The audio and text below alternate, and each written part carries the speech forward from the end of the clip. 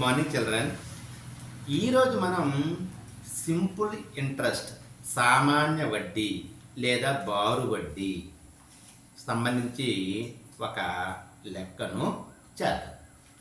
చూడండి, ఒక రైతు ఇంటి మరమ్మతుల నిమిత్తం సంవత్సరానికి 10% వడ్డీకి 20,000 రూపాయలను 2 సంవత్సరాలకు అప్పు తీసుకునెను.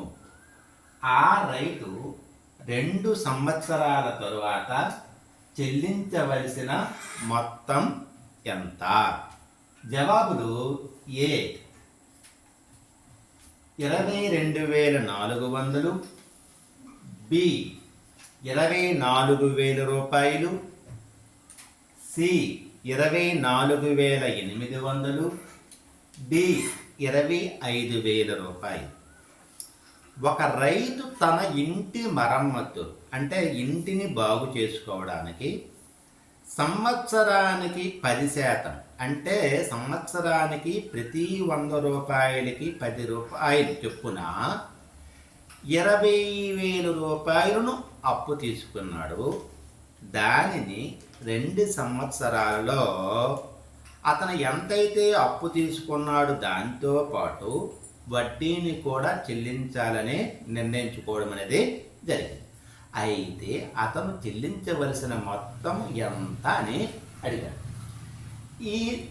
ఏదైతే అప్పు తీసుకున్నాడో దాన్ని అసలు ప్రిన్సిపల్ అంటారు. అట్ ఈక్వల్ 20,000 రూపాయలు. సంవత్సరానికి వడ్డీ రేటు దాన్ని అంటారు 10%. సంవత్సరానికి వడ్డీ రేటు అంటే సపోజ్ నేను 100 రూపాయలు తీసుకున్నాను అనుకోండి, 10% వడ్డీ రేట్ అంటే 100కి 10 రూపాయలు. 100కి 10 రూపాయలు అంటే మొత్తం నేను ఎంత ఇవ్వాలి? 100 + 10 రూపాయలు, 110 రూపాయలు ఇవ్వాలి. అంటే ఆ విధంగా అనమాట. కాలం, దీన్ని టైం అంట టీ, దట్ ఈక్వల్ టు 2 సంవత్సరాలు. మొదటగా ఎంత వడ్డీ అవుతుంది అది మనం కనుక్కోవాలి. వడ్డీని ఇంట్రెస్ట్ అంటారు. I equal to P × R/100. So వడ్డీ I ఈక్వల్ టు P అంటే 20,000 రూపాయలు ఇంటూ కాలం 2 సంవత్సరాలు, రేటు 10%/100.